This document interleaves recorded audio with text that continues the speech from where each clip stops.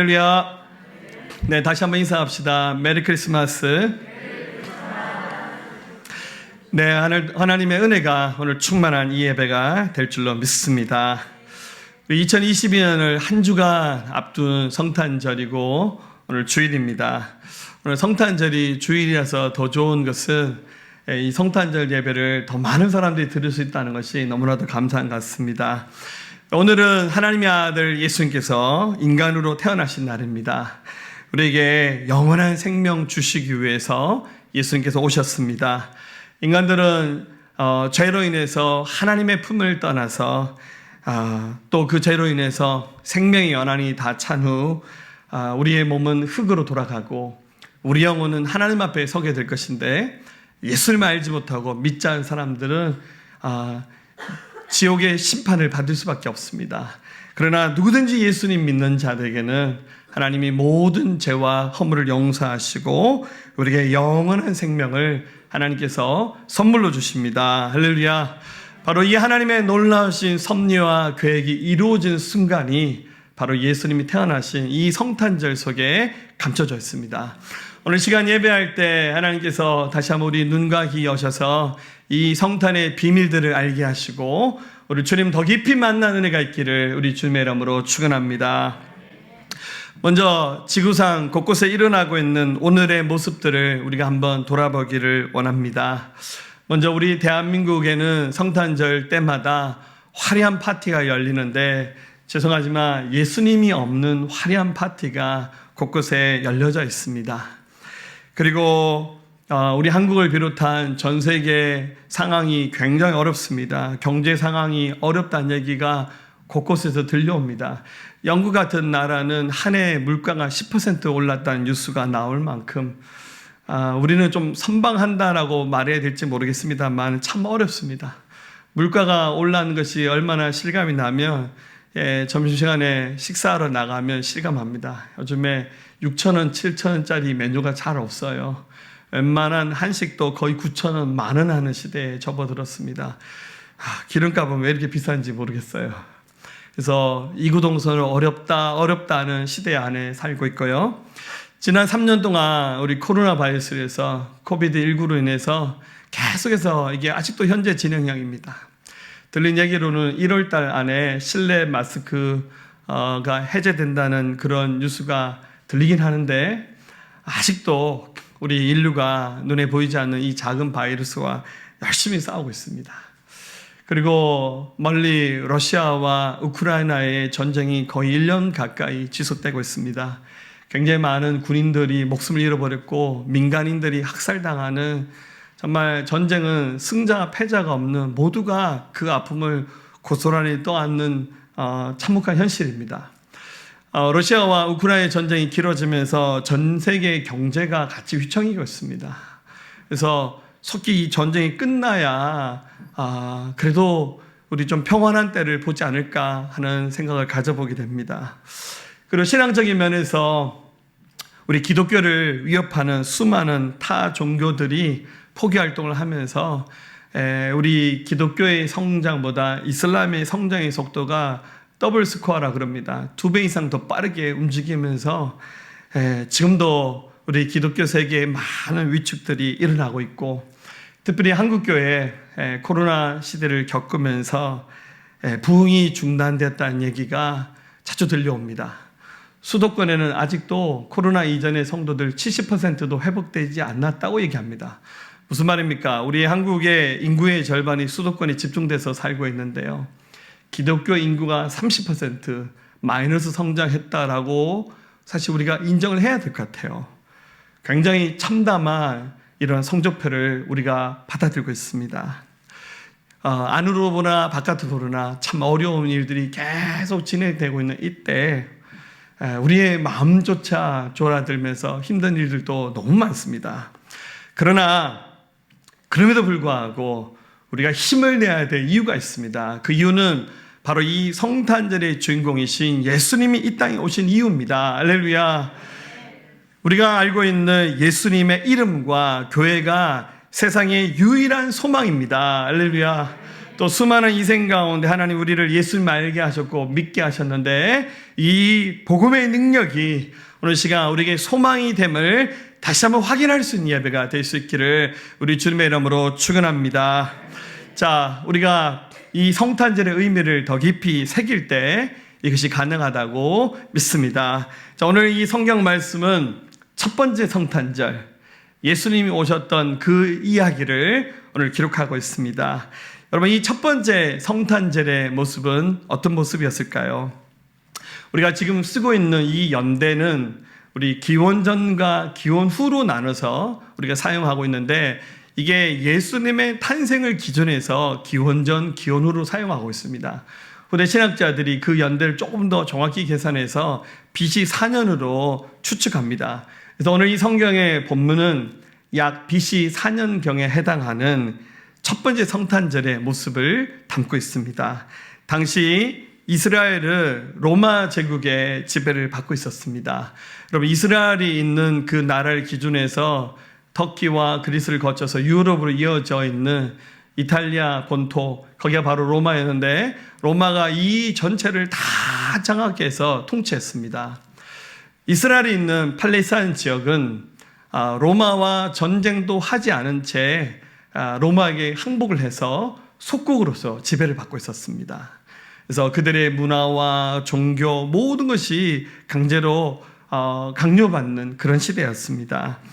이때 당시에 종교 지도자들은 깨어서 이스라엘 백성들을 신앙으로 이끌었어야 되지만 그들 역시 정치와 돈과 결탁에서 로마의 정말 허수아비 같은 종교 지도자들이었고 또 이스라엘 왕도 힘이 없었고 그리고 일반 백성들의 삶은 더 어려웠습니다. 여러분, 지금도 어려운데 2000년 전에 사람들의 경제 상황과 생활 수준은 지금과 비교할 수 없는 어려운 시대 그들이었습니다. 그런데 로마의 왕 가이사 아구스도죠. 아구스도가 자기가 통치하는 로마 전체의 인구를 한번 파악해보고 싶었어요. 그러니까 자신의 힘이 얼마나 대단한 것인가를 확인해보고 싶었던 거죠. 그래서 로마의 지배를 받는 모든 나라와 민족들에게 명령하기를 그 나라 전체에게 호적 정리를 통해서 정확히 몇 명이 그 땅에 살고 있는지를 확인하라라고 말합니다. 그래서 로마의 속국이었던 이스라엘 역시 아구스도의 명령을 받아서 모든 백성들에게 호적을 정리하라고 명령합니다. 여러분, 지금은 인터넷이 있고 컴퓨터가 있으니까 여러분들 우리나라 정부 웹사이트에 들어가면 우리 집에서도 관계 증명서 같은 거 발급이 가능합니다. 근데 2000년 전은 아날로그 시대입니다. 불가능한 거예요. 그래서 호적 정리를 위해서는 본인이 태어났던 고향으로 가서 호적을 조사해야만 이게 가능합니다. 그래서 이스라엘도 명령하기를 시기를 정해놓고 이 시기 안에 모든 사람들은 자기 고향에 돌아가서 호적 정리를 하라라고 명령합니다. 예수님이 태어나셨던 순간 육신의 부모로 선택받았던 사람들은 바로 요셉과 마리아입니다. 이들은 약혼한 사이였습니다. 유대인들의 관습은 약혼하고 적어도 한 1년 가까이 그 시간을 보내면서 서로의 사랑과 신뢰를 확인하고 난 다음 결혼하는 풍습을 가지고 있었어요.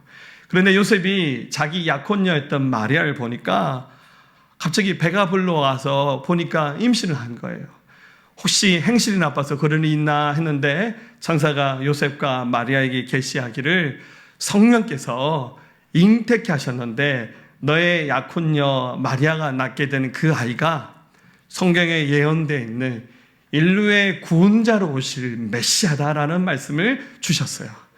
이들이 이 말씀을 듣고 얼마나 감격하면서 메시아의 탄생을 기다립니다. 그런데 호적을 정리하라는 기한이 가까이 오는 거예요. 그래서 요셉 부부가 살았던 곳은 갈릴리 지방의 나사렛으로 추측이 되는데 이 나사렛에서 요셉의 원래 고향은 베들레헴입니다. 예루살렘 근처에 있죠. 그 먼 길을 지금은 비행기도 있고 KTX도 있으니까 금방 다녀올 수 있지만 그때는 걸어서 가야 됩니다. 이미 만삭이 된 그 아내를 데리고 이 먼 길을 간다는 것은 쉽지 않았습니다. 근데 어떡합니까? 왕의 명령에 순종할 수밖에 없어요. 그래서 만상이 된 그 마리아의 손을 잡고 조심스럽게 그 베들레헴, 그리고 그 베들레헴은 원래 다윗의 고향이잖아요. 그래서 이 요셉은 다윗의 고향에서 태어난 사람입니다. 그래서 그 먼 거리를 걸어서 베들레헴에 도착합니다. 도착했던 시간이 밤늦은 시간이었습니다. 하늘의 별이 초롱초롱 빛나는 밤, 그리고 지금같이 굉장히 추운 날씨가 이어지는 그 시간에 베들레헴에 도착했습니다. 그리고 하룻밤 잠을 자야 되는데, 여러분 베들레헴이라는 도시가 굉장히 작은 도시예요. 거기에 여행자를 위한 숙소, 여관이 있기는 한데 몇 개 되지도 않아요. 그런데 호적 정리를 위해서 찾아온 사람들이 너무 많았어요. 요셉이 급히 하룻밤 잠을 자기 위해서 쉴 수 있는 데를 찾아봤는데 빈 방이 없는 거예요.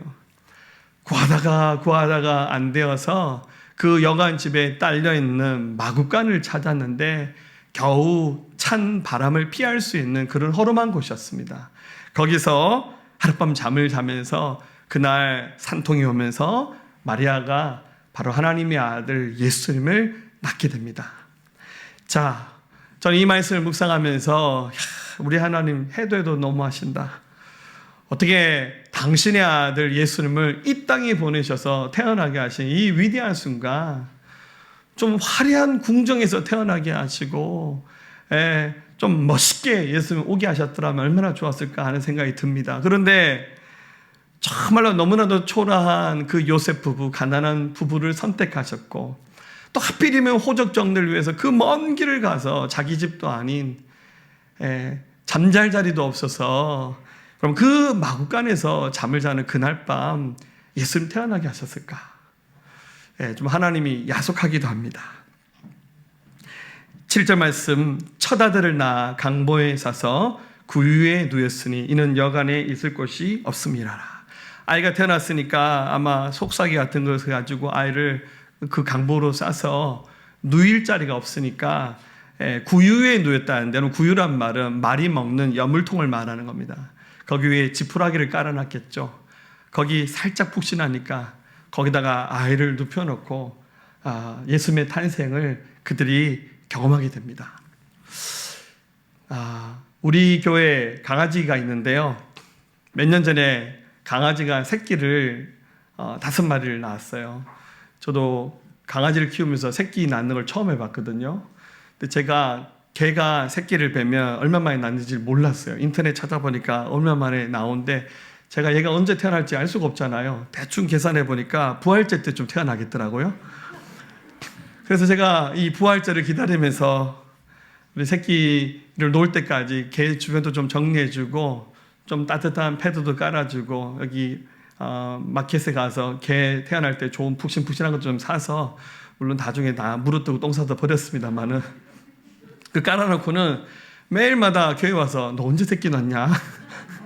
계속 기다리면서 기다렸는데 부활절 앞둔 금요일, 성금요일 날에 우리 강아지가 태어났습니다. 근데 제가 알 수가 없잖아요. 제가 24년 지킬 수는 없으니까. 금요일 아침에 교회 출근을 했는데 그날 대구로 신방 가는 일이 있었어요. 교회 와서 주차장으로 뜻같이 깜짝 놀랐어요. 우리 강아지가 세상에 새끼 5마리를 다 낳아서 뒤처리를 다 해놓은 거예요. 그리고 5마리 강아지가 눈도 못 뜨고 다 이렇게 누워있는데 너무 감사하고, 우리 어미 강아지가 너무 기특한 거예요. 야, 너 진짜 대단하다. 처음 해보는데 어떻게 이렇게 잘했냐.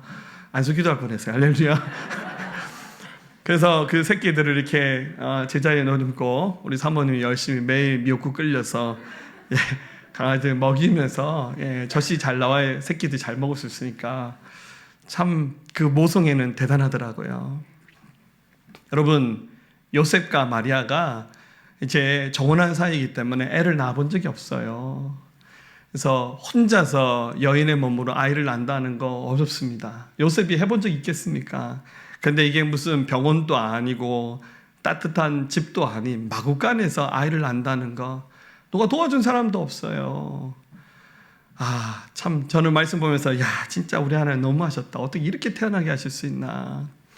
제가 예전에 신방 가서 그런 적이 있었는데요. 옛날 나군께서 목회할 때, 그때는 신방 가면 제가 하루에 한 집, 두 집만 신방 갔거든. 한 집에 신방 한 3-4시간씩 앉아서 예배 드리고 그 집 얘기 다 듣고 왔었거든요. 요즘에는 제가 체력이 딸려서 그저 어려울 것 같은데 가서 신방 가면 첫 집에 가서 얘기를 많이 듣고 왔는데 어떤 집에 신방 갔더니 그 얘기 하더라고요. 남편에 대한 원망이 엄청난데 왜 그러냐니까 세상에 애가 태어나는 날 아침에 남편이 출근해 버렸대요. 핸드폰이 없던 시대잖아요. 자기가 홀로 집에 남겨졌는데 갑자기 산통이 오면서 애를 혼자 낳았대요. 내가 혼자 애 낳는 게 가능하냐고 자기가 낳았대요. 그러면서 요즘에는 이게 보일러만 누르면 뜨거운 물이 콸콸 나오지만 그때는 그런 시대가 아니잖아요. 그래서 옛날 골로 아시죠? 골로. 예, 그 기름 넣는 거. 그 불 잠아 붙이면 끓음이 엄청나게 나옵니다. 냄비 다 태우잖아요. 본인이 골로에다가 불 붙여서 뜨거운 물 데워서 그리고 산통이 와서 본인이 혼자 애가 태어나서 탯줄도 본인이 끊고 예, 그렇게 하셨다는 거예요. 들으니까 마음이 좀 짠하더라고요. 야, 이게 가능한 일인가? 예, 성경 보니까 마리아와 요셉이 그렇게 했어요. 이렇게 해서 낮고 낮은 자리에 오신 분이 바로 우리 주님이세요. 왜 하나님은 예수님이 태어나신 순간 이런 모습으로 오게 하셨을까? 예, 좀 하나님이 이해가 안 되기도 합니다. 한편으로는. 그러나 모든 것을 다 하신 하나님이 이런 방법을 선택하시고 이런 장소를 선택하시고 이 시간을 선택하신 이유는 뭐겠습니까? 이렇게 낮은 자리로 오신 예수님으로 말미암아 누구든지 예수님 앞에 섰을 때 죄인이든 의인이든 부자든 가난한 사람이든 건강한 사람이든 병든 사람이든 누구든지 간에 예수님 앞에 섰을 때 예수님을 믿기만 하면 하나님이 그 한 가지 자격만을 가지고 영원한 생명을 주시기 위해서 예수님 낮은 자리에 오셨습니다. 우리 가운데 찾아오신 주님 만나시는 여러분 되시기를 주님의 이름으로 축복합니다. 이 성탄절을 가장 먼저 경험했던 주인공은 누구냐면 바로 들판에서 양을 치고 있었던 목자들입니다. 여러분, 이스라엘 백성들은 메시아를 너무너무 기다렸어요. 간절히 기다렸어요. 성경 연구하고 기도하고 종교 지도자들, 대제사장들 또 그냥 제사장들, 사두개인, 바리새인들 막 성경에 대해서 날고 긴다는 사람들 어마어마하게 많았는데 아무도 예수님이 태어나신 순간을 몰랐어요. 그런데 예수님이 태어나시는 순간 천사가 그 많은 유명한 사람들 다 제치시고 예수님의 탄생을 알려주셨던 그 주인공들 누구냐면 들판에서 양을 치고 있었던 목자들입니다. 8절 9절 그 지역의 목자들이 밤에 밖에서 자기 양떼를 지키더니 주의 사자가 곁에 서고 주의 영광이 그들을 두루 비치매 크게 무서워한지라. 천사가 들판에서 양을 치는 목자들에게 나타났어요. 이 사람들 얼마나 대단한 사람이냐. 이름이 기록이 안 돼요. 그냥 평범한 목자들. 여러분, 유대의 그 날씨는 겨울이 우기라서 겨울에 비가 많이 와요. 그래서 오히려 겨울에 들판이 풀이 더 많아요. 목자들은 양을 치면서 이게 길머리를 쭉 가다 보면 너무 멀리 가면 그 어린 양떼를 몰고 돌아올 수가 없어요. 그러면 어떡합니까? 들판에서 그냥 잠을 자는 거예요. 조그만 텐트 하나 가져가서 간이 텐트를 치고 모닥불 피워서 잠을 자는데 잠도 그냥 못 자. 왜냐하면 맹수지 나타나서 양 물어가면 안 되잖아요. 그래서 밤에도 잠 못 자면서 자기 양떼를 지키면서 이게 양을 치는 굉장히 평범한 사람들이었어요. 그런데 이들은 굉장히 성실한 사람들이야. 책임감도 강하고. 그래서 여러분 하나님이 다윗을 왕으로 선택하셨던 이유가 딴 게 있나요? 그거 너무 성실했거든요. 양을 지킬 때 목숨을 걸고 양을 지키는 그 성실함을 보고 야, 내가 이스라엘이라고 하는 양떼를 맡겨도 참 잘하겠구나. 그러면서 그를 이스라엘 왕으로 삼으셨잖아요. 천사가 이 들판에 양을 치는 목자들에게 나타나서 말합니다. 10절 천사가 이르되 무서워하지 말라. 보라 내가 온 백성에게 미치 큰 기쁨의 좋은 소식을 너에게 전하노라. 오늘 다윗의 동네에 너희를 위하여 구주가 나셨으니 곧 그리스도 주시니라. 너희가 가서 강보에 사여 구유에 누워있는 아기를 보리니 이것이 너에게 표적이니라 하더니. 자, 이 계시를 받은 사람이 누굽니까? 제사장 아니에요. 오늘날을 치면 유명한 종교 지도자가 아닌 저기 시골에 이름 없는 무명의 그리스도인. 그들에게 주님이 계시하고 나타나신 것처럼 목자들이 이 첫 번째 성탄절의 주인공이 되었습니다. 할렐루야. 하나님이 성탄의 기쁨을 알게 하신 주인공들 되시기를 주님의 이름으로 축원합니다. 우리 성실하게 주님 바라보고 나갈 때 우리 모두가 다 주인공 될 수 있습니다. 우리 주님 만나면 주인공 될 수 있습니다. 주님 만나면 우리 인생의 최고의 순간이 옵니다. 할렐루야. 이들이 만났던 주님은 바로 영광으로 오신 예수님이었습니다. 여러분, 천사가 말합니다. 13절, 14절 같이 읽어볼까요? 호련히 수많은 천군이 그 천사들과 함께 하나님을 찬송하여 이르되 지극히 높은 곳에서는 하나님께 영광이요 땅에서는 하나님이 기뻐하시는 사람들 중에 평화로다 하니라. 아멘. 이건 지금 천사들이 지어서 부르는 찬송가의 가사예요. 굉장히 신령한 노래입니다. 할렐루야. 하나님께 영광이요 땅에서는 하나님 기뻐하시는 사람들 중에 평화로다. 천사가 이렇게 찬송하는데 이 가사 중에서 가장 눈에 들어오는 단어가 두 가지 있잖아요. 영광과 평화입니다. 왜 예수님 오심이 영광입니까? 여러분, 인생들은 하나님 잃어버리고 죄 가운데 빠져져서 멸망을 향해서 가고 있잖아요. 하나님 이것을 보다 못하셔서 당신의 아들을 이 세상에 보내주신 거예요. 그래서 하나님의 그 영광을 잃어버린 인생들에게 생명을 주시기 위해서 예수님이 오신 거예요. 이 탄생 속에는 하나님의 엄청난 사랑과 섭리가 이 속에 다 담겨져 있는 거예요. 성경은 말합니다. 로마서 3장 23절 모든 사람이 죄를 범하였음에 하나님의 영광이 이르지 못하더니. 하나님이 영광의 하나님인데 죄인은 하나님 앞에 서지 못하는 거예요. 하나님 이것을 너무너무 애타게 여기셔서 이 영광을 다시 회복하기 위해서 예수는 오신 거예요. 로마서 6장 23절 죄의 삭은 사망이요 하나님의 은사 선물은 그래서 예수 우리 주 안에는 영생이더라. 영광의 하나님 앞에 나갈 때 영원한 생명이 회복되잖아요. 이 하나님의 계획과 섭리 아래 바로 예수님이 오신 거예요. 예수님의 이름 뜻 자체에 그 모든 비밀이 다 담겨져 있습니다. 마태복음 1장 21절 아들을 낳으리니 그 이름을 예수라 하라. 이는 그가 자기 백성을 그들의 죄에서 구원할 자이심이라 하니라. 1장 23절 보라 처녀가 잉태하여 아들을 낳을 것이요 그의 이름은 임마누엘이라 하리라 하셨으니 이를 번역한즉 하나님이 우리와 함께 계시다 함이라. 할렐루야. 우리와 함께 하시기 위해서 우리에게 구원의 선물을 주시기 위해서 예수를 모셨어요.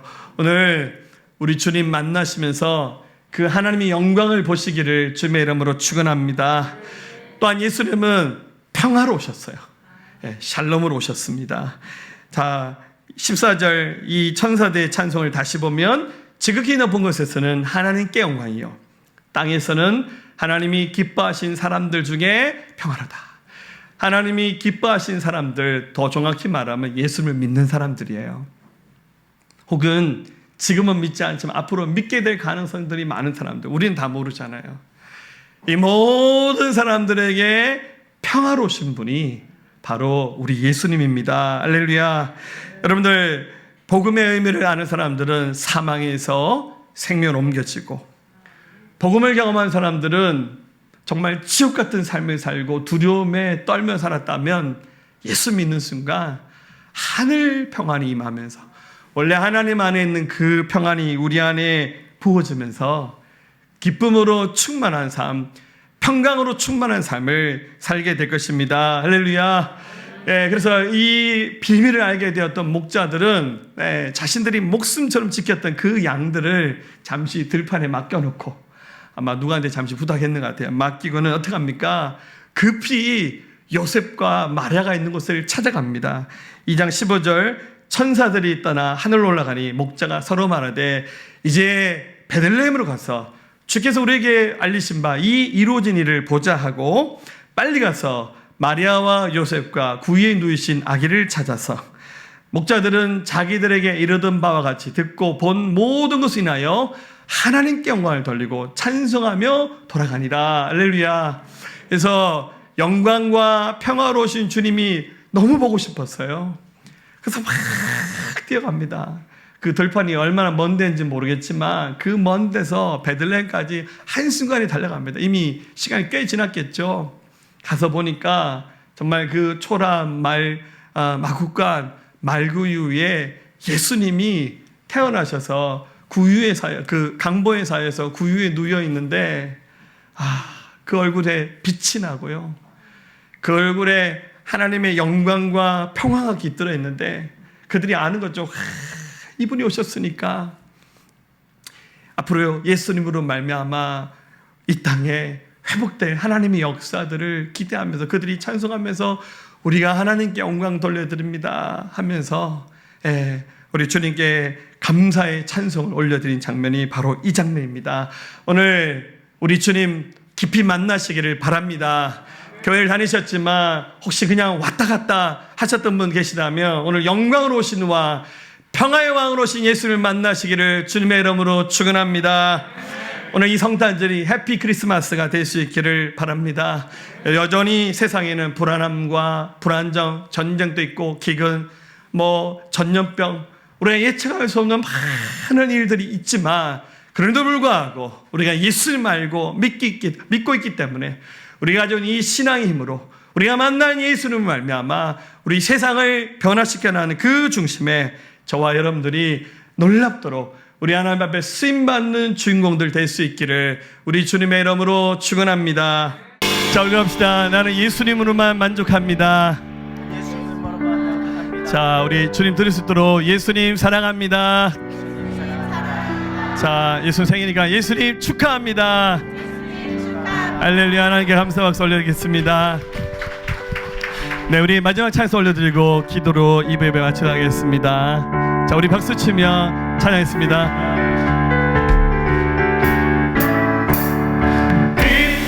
그주 오셨네 만배성 맞으라 교회여 다 일어나 다 찬양하여라 다 찬양하여라 다 찬양하여라 그새 주 탄생했으니 다 찬양하여라 이 세상에 만들들아 다 화답하여라 다 화답하여라 다 화답하여라 온 세상 죄를 사하여 주 예수 오셨네 죄와 슬픔 몰아내고 다 구원하시네 다 구원하시네 다 구원하시 은혜와 진리 은혜와 진리 대신 주 다 주관하시니 만금 배선 그 주 앞에 다 경배하여라 다 경배하여라 다 경배하여라. 아멘.